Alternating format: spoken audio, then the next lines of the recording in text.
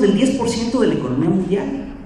Las guerras del opio, las guerras de la droga tienen características muy similares. Primero, suelen ser guerras imperiales, suelen ser guerras que emprende un imperio para defender sus intereses y para organizar territorios a su favor, la economía de ciertos territorios a su favor.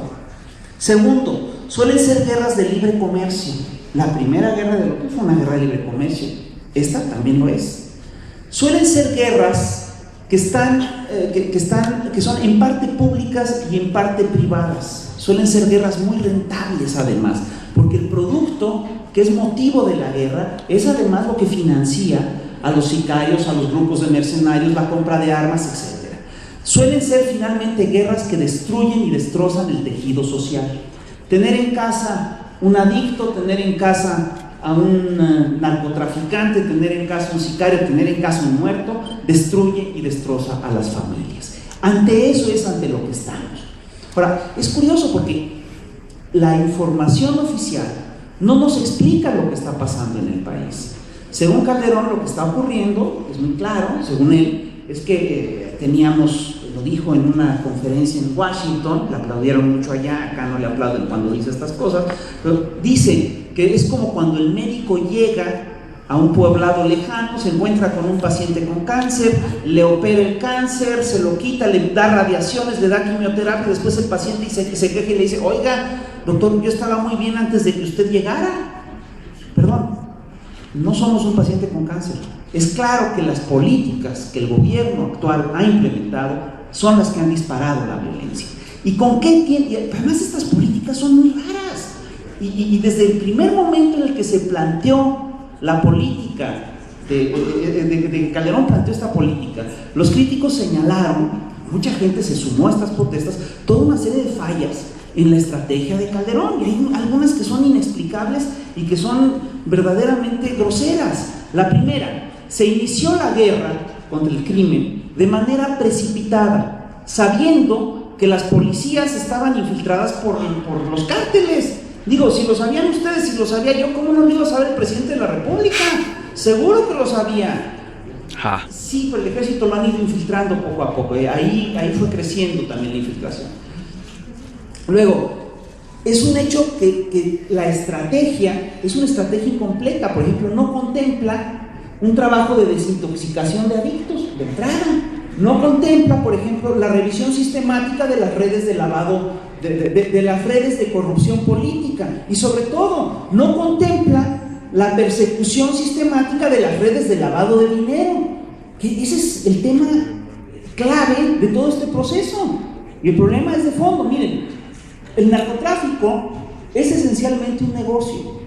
Mientras siga fluyendo dinero a las arcas del narcotráfico, los narcotraficantes seguirán teniendo dinero para comprar armas, para contratar sicarios y para corromper políticos y policías.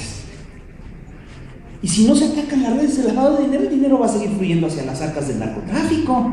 Entonces nos dice el gobierno: no, si hay varias instituciones dedicadas a perseguir al narcotráfico. Son 6 grandes instituciones: la CIEDO, el quién sabe qué, etc.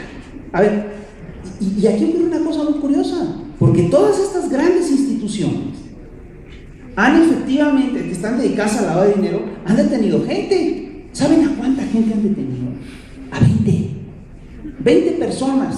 6 instituciones durante 5 años han consignado a 20 personas. Entonces, si alguien tiene una calculadora, le pido que hagamos una cuenta, por favor. ¿Alguien tiene una calculadora por aquí? A ver, vamos a ver. 6 instituciones. Calculando, ¿alguien tiene la calculadora? 6 instituciones. 50 personas trabajando en cada institución, vamos a irnos bajo. Cada persona con 35,000 pesos al mes. Multiplica 35 por 12, por 6, por 50, por favor.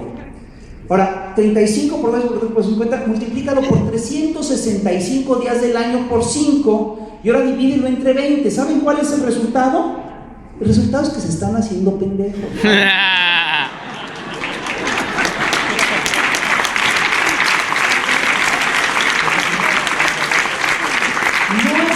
Que estén persiguiendo el lavado de dinero.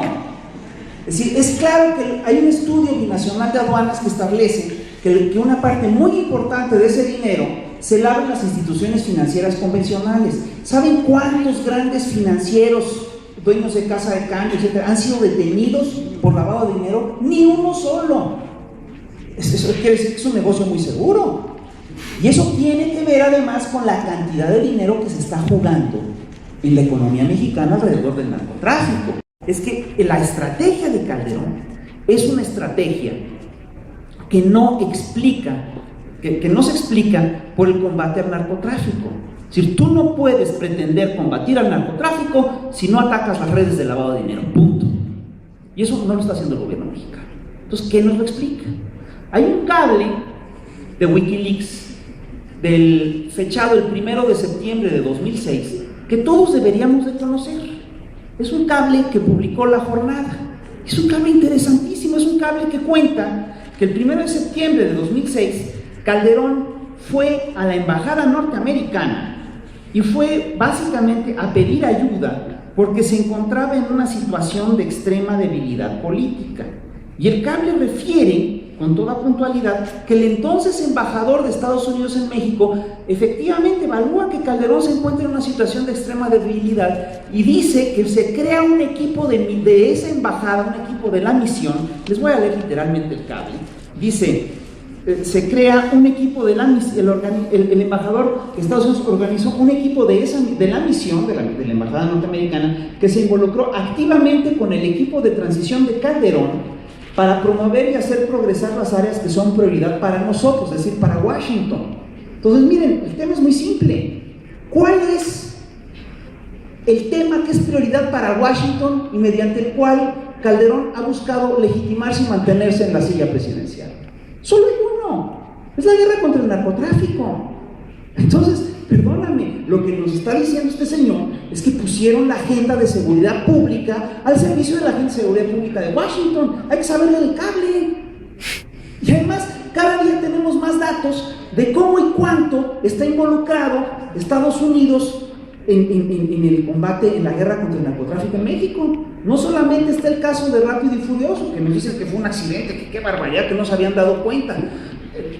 Hay un montón de datos que nos hablan de que aquí hay agentes trabajando y además es increíble porque la prensa norteamericana lo publica con toda tranquilidad y luego la prensa mexicana lo reproduce y no tiene el eco que debería de tener. Pero bueno, pues el New York Times publicó que el gobierno de México ya ha permitido la introducción de drones y que aquí operan agentes de la DEA, y hace poco el Washington Post publicó que efectivamente la DEA, etcétera, y otras agencias tienen informantes trabajando acá. Y el otro día ocurrió un fenómeno fantástico: cayó un avión en Tixcocop, Yucatán, y el avión tenía 500 kilos de cocaína. Se detectó que el avión era un avión del cártel de Sinaloa, del Chapo Guzmán. Se hizo el seguimiento de dónde había sido usado antes ese avión. Resultó que ese avión había sido usado meses antes por la CIA para transportar presos a Guantánamo.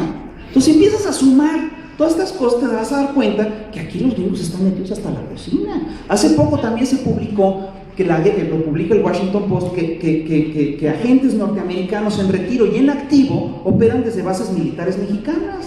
Perdóname, esto es una guerra en la que está metido Estados Unidos. Es una guerra imperial. Y ocurre una cosa, y empiezan los datos además son muy abundantes. Pero a ver, yo les quiero preguntar una cosa: ¿ustedes creen que de veras es una buena idea dejar el combate a las drogas en manos de la agenda de Estados Unidos? Pues no. Es decir, de entrada es una traición a la patria. El otro día también, en Wikileaks también publicó otro cable que todos deberíamos de tener presente, que es un cable en el que cuentan cómo Genaro García Luna habla con el secretario de Seguridad Pública de Estados Unidos, Michel Chertoff, y le ofrece toda la información de seguridad interna de las agencias de seguridad mexicanas. Perdón, es increíble. Eso está tipificado como traición a la patria en el artículo 123 del Código Penal.